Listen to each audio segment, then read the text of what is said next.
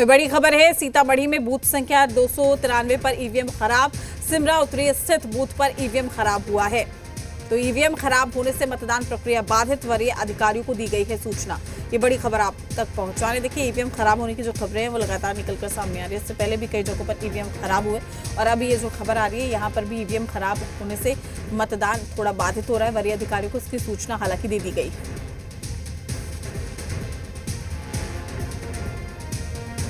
तो सीतामढ़ी में बूथ संख्या 293 पर ईवीएम खराब हुआ है। सिमरा उत्तरी स्थित बूथ पर ईवीएम खराब। तो ईवीएम खराब होने से मतदान प्रक्रिया बाधित हुई है। वरीय अधिकारियों को दी गई है सूचना।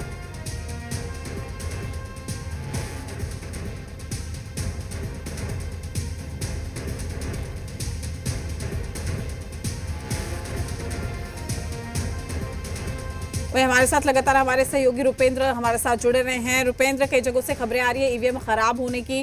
कहा जा सकता है इसका जो प्रभाव है वो थोड़ा पड़ता हुआ नजर आ रहा है, लेकिन आप जहां पर मौजूद हैं वहां पर स्थिति क्या है? और अगर वहां पर मतदान करने के लिए मतदाता पहुंच रहे हैं, एक बार कोशिश कीजिए उनसे बात करने की। देखिए, मतदान करने के लिए जो मतदाता पहुंचे हुए हैं, खासतौर पर अभी हम बूथ 85 और 86 पर हैं और साफ तौर पर यहाँ जो पुलिसकर्मी है वो मतदान केंद्र का जो परिसर है उसमें वो जाने नहीं दे रहे हैं। उनका कहना है कि इसमें अलाउ नहीं है। तो हम बाहर से ही दिखा सकते हैं आपको तस्वीरें, और बाहर से तस्वीर दिखा रहे हैं कि मतदान करने के लोग जो हैं पहुंचे हुए हैं। बूथ नंबर 85 और 86 है। 85 पर रेणु देवी जो पूर्व डिप्टी सीएम हैं और बिहार सरकार में वर्तमान पशुपालन मंत्री हैं, वो वोट करने आएंगी। और जहां तक बात की जाए पश्चिम चंपारण में, तो सूचना ये आई है कि चनपटिया विधानसभा में एक पोलिंग बूथ पर जो है ईवीएम मशीन खराब हो गया है और अब जो है उसे बदलने का प्रयास जो है किया जा रहा है। तो साफ तौर पर कई जगह से ये सूचना मिल रही है। 122 सीटों पर बिहार में आज विधानसभा चुनाव हो रहा है और कई जगह से सूचना मिल रही है ईवीएम को लेकर। तो इसमें पश्चिम चंपारण जिले में चनपटिया जो विधानसभा है वहां से एक सूचना मिली है। पश्चिम चंपारण जिले की कुल बात की जाए तो 9 विधानसभा सीट जो है वहां पर कुल जो प्रत्याशी हैं 72 प्रत्याशी जो है मैदान में, और उनका जो है भाग्य का फैसला होने वाला है। वो चुनाव 72 प्रत्याशियों ने लड़ा था। 26,27,131 मतदाता जो हैं पश्चिम चंपारण में हैं। 3156 मतदान केंद्र बनाए गए हैं।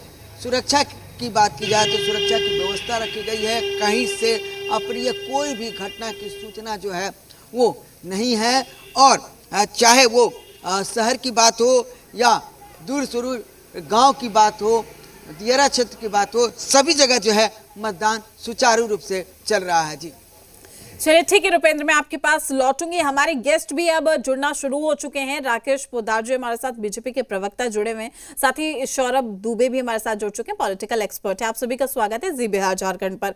सबसे पहला मेरा सवाल राकेश जी आपसे ही होगा, क्या लग रहा है अंतिम चरण है और ये कहें कि अंतिम परीक्षा भी है आज, क्योंकि अब आज के बाद इंतजार होगा फैसले का, लेकिन क्या वाकई आपको लग रहा है कि जमीनी स्तर पर एनडीए का साथ आम जनता देती हुई दिखाई दे रही है? देखिए, आपके चैनल के माध्यम से बिहार के 3,70,00,000 मतदाता दूसरे चरण में वोट डालने का जो काम कर रहे हैं, पहले मतदाता देखें कि विकास किसने किया है। नीतीश कुमार जी के नेतृत्व में विकास हुआ है। फिर मतदान करें, फिर जलपान करें। मैं आह्वान करना चाहता हूं, लेकिन हमने जो विकास किया है 5 सालों में, 1680 दिनों में, मैं जनता के लिए सेवा किया है। 24 घंटे रात और दिन मिलकर मैं बिहार की जनता की सेवा किया हूं। मैं जनता से अपील करना चाहता हूं, जनता जनार्दन से अपील करना चाहता हूं कि जो देवता के रूप में, देवता के तुल्य में है, आप मुझे वोट कीजिए, वोट दीजिए। हमने विकास किया। 5 साल फिर मुझे मौका दीजिए और 1680 दिन फिर दीजिए, समय दीजिए। मैं आपकी सेवा करने के लिए 24 घंटे रात दिन खड़ा रहूंगा। जो हमने संकल्प लिया है, जो हमने आपसे वादा किया है, उस वादे पे मैं खड़ा रहूंगा। पहले भी हमने जो संकल्प लिया था, उस संकल्प पे मैं आपके सामने खड़ा रहा हूं। ठीक है। फिर हमें मौका दीजिए, ठीक है। नीतीश कुमार जी को मौका दीजिए, देश के प्रधानमंत्री को मौका दीजिए कि आपकी सेवा के लिए हम खड़े चलिए रहेंगे। ठीक है, मैं लौटूंगी लेकिन आपके पास। सौरभ भी हमारे साथ जुड़े हुए हैं, पॉलिटिकल एक्सपर्ट हैं। सौरभ जी, मैं आपसे जानने की कोशिश करूंगी, दूसरा ये चरण कितना महत्वपूर्ण हो जाता है, क्योंकि पहले चरण के बाद कहीं ना कहीं जो एक टाइम पीरियड होता है, इसमें क्या एक जनता किस लिहाज से सोचती है, क्या ये कहें कि मूड बदल सकता था जनता का इस बीच में? देखिए, बिल्कुल सबसे पहले आपको और आपके जी बिहार के सभी दर्शकों को सादर प्रणाम। और निश्चित तौर पे आज जो दूसरे चरण की वोटिंग है उसमें मताधिकार प्रयोग करने का ये लोकतंत्र में पावन अवसर है, और सभी से मेरा आग्रह है कि पहले आप जो है मतदान करिए, फिर जलपान करिए। और साथ ही साथ कल दिल्ली में जो ब्लास्ट हुआ उसमें जो मारे गए लोगों को मैं अपनी तरफ से श्रद्धांजलि देता हूँ। देखिए, एक बहुत महत्वपूर्ण चुनाव बिहार के अंदर पहला चरण जो हमने देखा, और उसमें एक अच्छी खासी वोटिंग देखने को मिली। ये कहा जाए कि अब तक के इतिहास में बिहार जिस प्रकार से वोट कर रहा था, इस बार कहीं ज़्यादा बढ़ चढ़ करके उसमें बिहार के लोगों ने मतदान किया। तो ये सुगबुगाहट तो समझ में आने लगी कि या तो जैसा कहा जाता है कि ज़्यादा मतदान होने पर परिणाम जो सरकार है उसके खिलाफ जाते हैं, लेकिन जो पिछले कुछ वर्षों से ट्रेंडिंग में रहा है, चूंकि हरियाणा का इलेक्शन हुआ, दिल्ली का हुआ, महाराष्ट्र का हुआ, उसमें जो वोटिंग के आधार पर निर्णय निकल करके आया वो भारतीय जनता पार्टी के पक्ष में जाता हुआ दिखा। मुझे लगता है कि जिस प्रकार से भारतीय जनता पार्टी या उनके गठबंधन के साथी जदयू ने चुनाव के पहले काफ़ी मेहनत की है, जिस प्रकार से महिलाओं के लिए काम किया गया है, 10-10 हज़ार उनके खाते में ट्रांसफ़र किए गए हैं, वो परिणाम जो भारतीय जनता पार्टी, जदयू, उनके अन्य गठबंधन के साथी हैं उसके अंदर उसको लाभ उनको मिलता हुआ दिख सकता है। लेकिन देखिए, तेजस्वी यादव जी भी पूरा दमखम लगा करके पूरे जो ज़मीनी मुद्दे हैं उनके साथ उन्होंने चुनाव लड़ने का प्रयास किया है। हाँ, ये ठीक है कि इस बार के चुनाव जो बिहार के अंदर है वो एक अलग ही तस्वीर जो है वो दिख रहे थे उसके अंदर, क्योंकि पीके साहब की भी एंट्री हुई, तेजस्वी यादव जी के भाई तेज प्रताप जी की भी एंट्री है। तो कुल मिलाकर के मुझे लगता है कि जो शिक्षा की बात थी, जो स्वास्थ्य की बात थी और सुरक्षा की बात थी, वो सारे मुद्दे जो है इस बिहार के चुनाव में दिखाई दिए। वो एक अलग बात है कि विपक्ष इसको रखने में जो चुनावी मंच होते हैं उस पर कितना सफल रहा, कितना सफल नहीं रहा, ये तो चुनाव परिणाम बताएंगे। लेकिन इस बार के चुनाव में ये मुद्दे, साथ ही महिलाओं का मुद्दा, नौजवानों का मुद्दा, पलायन का मुद्दा, बेरोजगारी का मुद्दा, ये प्रमुखता के साथ सारी पार्टियों ने रखा, विपक्ष के लोगों ने रखा और सरकार ने अपना जवाब दिया। तो अभी देखते हैं जिस प्रकार से उम्मीद तो यह है कि जो पहला चरण का बम्पर वोटिंग हुई है वही दूसरे चरण में हो सकता हो हमें देखने को यहाँ पर मिले। ठीक है, मैं आपके पास लौटूंगी। रविंदर सिंह जी भी हमारे साथ जुड़ चुके हैं, वरिष्ठ पत्रकार है।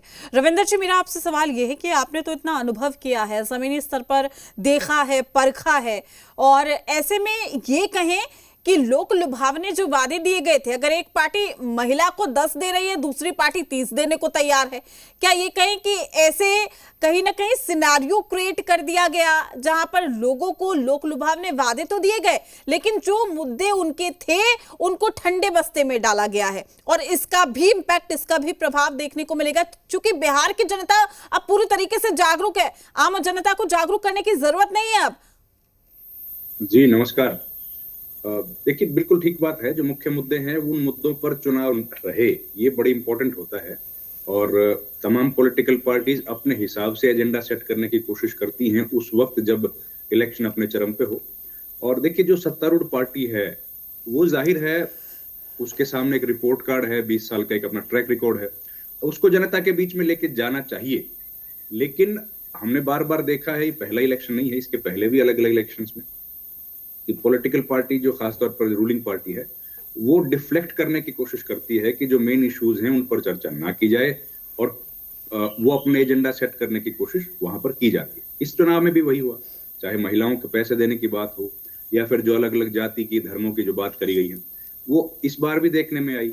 और ओपोजिशन पार्टीज कोशिश करती रही कि किसी तरह से वो लोग रेज करें इश्यूज को, लेकिन कितनी कामयाबी से रेज करवाई वो एक सवाल है कि क्या मजबूती के साथ वो अपने इश्यूज को रेज कर पाई, जो उनका एजेंडा था उसको जमीन पर उतार पाई, या वो भी ओपोजिशन भी क्या सरकार के या सत्तारूढ़ पार्टियों के जो एजेंडा था उसमें फंस गए और मुख्य मुद्दों से डिफ्लेक्ट हो गए। देखिए, इसका उदाहरण हम लोगों को उस दिन मिलता है जिस दिन एनडीए ने अपना मैनिफेस्टो लॉन्च किया।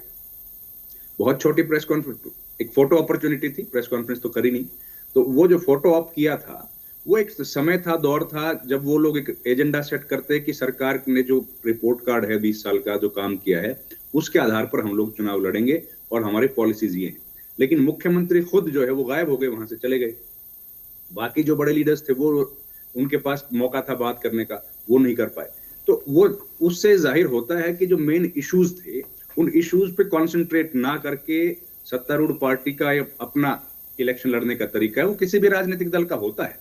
वो अपने हर पॉलिटिकल पार्टी अपने बेनिफिट के लिए इलेक्शन में कूदती है, और उन्होंने उस तरीके से खूबसूरती के साथ अपनी की तरफ से कोशिश की कि इस मामले को अपने लिहाज से पूरा मैनेज किया जाए। एक लंबा समय देखिए इस चुनाव के बीच, खासतौर पर पहले मतदान का जो हुआ, उसमें उन्होंने निकाल दिया आनंद सिंह, लल्लन सिंह, और उस पूरे घटनाक्रम को लेकर मीडिया में पूरा वही छाया रहा। तो उससे भी मेन मुद्दे जो थे, मुख्य मुद्दों पर चर्चा नहीं हो पाई।